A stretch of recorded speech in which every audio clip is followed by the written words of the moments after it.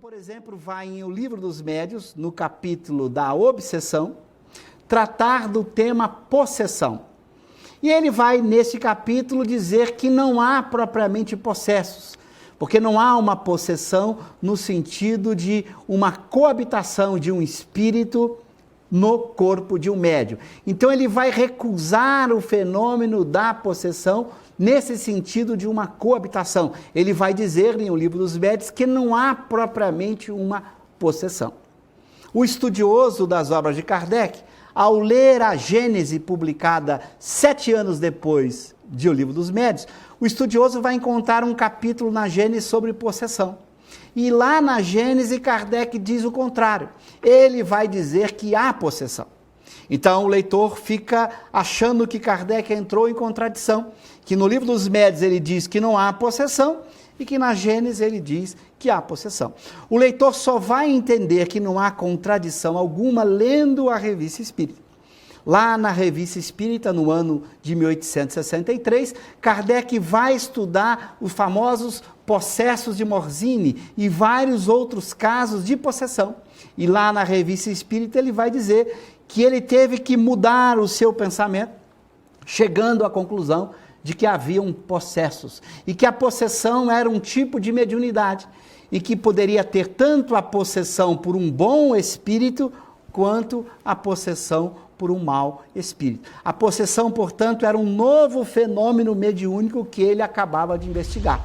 Diferente da psicografia, por exemplo, em que o espírito faz uso apenas da estrutura nervosa do médium necessária para escrever, ou na psicofonia, que o espírito faz uso apenas dos recursos da fala do médium, na possessão, o espírito faz uso de todo o corpo do médium. Então ele enxerga pelo corpo do médium, ele escuta pelos ouvidos do médium, ele usa os recursos orgânicos como um todo, como se ele coabitasse com o médium naquele novo fenômeno. Então Kardec vai dizer que o médium de possessão é um médium diferente.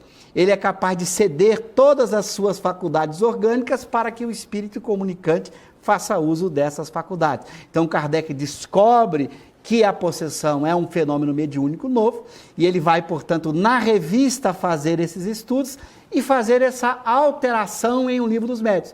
Que ele não faz uma alteração mudando a edição de O Livro dos Médiuns, ele deixa O Livro dos Médiuns do jeito que estava, não fez nenhuma alteração. Na Gênese ele faz definitivamente esta alteração, mas ele já comenta na revista que ele precisou fazer esta mudança, demonstrando como uma ciência evolui, como uma ciência progride. Então nós vamos encontrar esse caráter científico de progresso demonstrado pelo próprio Kardec na Revista Espírita. Um fenômeno novo surgiu, ele faz os ajustes necessários na teoria para explicar este novo fenômeno. Daí nós vamos ter possessão em A Gênese e não vamos ter a possessão em O Livro dos Médiuns, demonstrando como um cientista trabalha, fazendo pequenos ajustes na sua teoria para se adequar aos fenômenos. É assim que a ciência se desenvolve e cresce, é assim que ele faz